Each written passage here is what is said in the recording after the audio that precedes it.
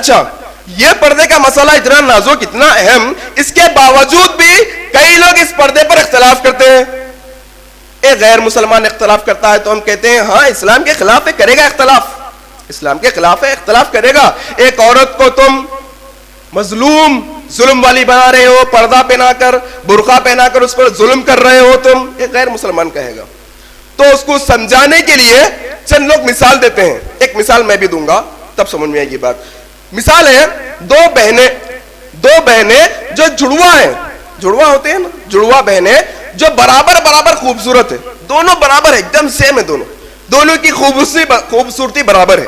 اب وہ دونوں بہنوں میں سے ایک بہن نے پہنا ہے اسلامی لباس، برقع پہنا ہے، اسلامی لباس سارے جسم کو ڈھانکا ہے، اور دوسری بہن نے انگریزی لباس پہنا ہے، ویسٹرن کلچر کا لباس پہنا ہے، منی اسکرٹ وغیرہ ٹائٹ کپڑے پہن کر جا رہے ہیں.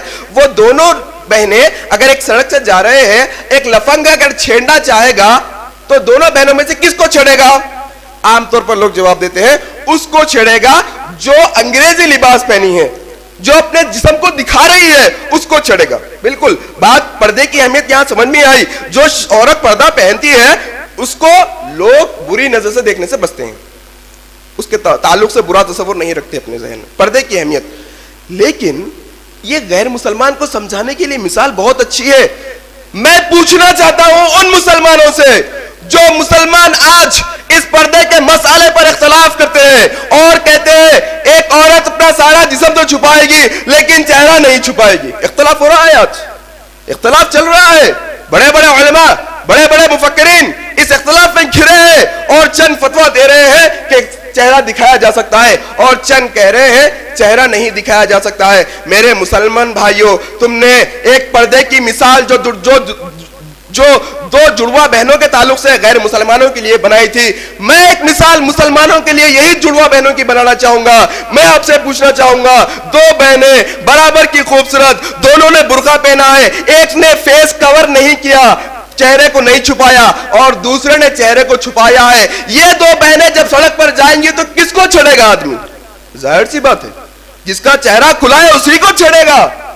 چہرے کا پردہ فرض ہے، ضروری ہے، مستحب نہیں، ضروری اور فرض ہے چہرے کا پردہ. میرے بھائیوں، ہماری عقلیں کہاں پر گئی؟ آپ جانتے ہیں اللہ کے نبی کی حدیث ہے، اگر کوئی نوجوان شادی کرنا چاہتا ہے تو اس کے لیے اجازت دی گئی ہے. کیا اجازت دی گئی؟ کہ وہ ایک نظر جس سے شادی کرنا چاہتا ہے اس کو دیکھ سکتا ہے. ایک نظر اس لڑکی کو دیکھ سکتا ہے جس سے شادی کرنا چاہتا ہے. میں پوچھنا چاہتا ہوں، وہ لڑکا وہ لڑکی کو کیا دیکھے گا؟ نعوذ باللہ من ذالک، اسے کپڑے کھول کر دیکھے گا؟ نہیں میرے بھائیوں، وہ لڑکا اس لڑکی کا چہرہ دیکھے گا، چہرہ. اگر اسلام میں چہرے کا پردہ نہیں ہوتا، وہ بغیر پردے کے کہیں بھی پھرتی، وہ لڑکا اسے کہیں بھی دیکھ سکتا تھا. اللہ کے نبی یہاں پر خاص طور پر کہہ رہے ہیں ایک نظر دیکھنے کے لیے، ایک چہرہ دیکھنے کے لیے کہہ رہے ہیں. اس سے ثابت ہوتا ہے کہ چہرے کا پردہ لازمی ہے، واجب ہے چہرے کا پردہ.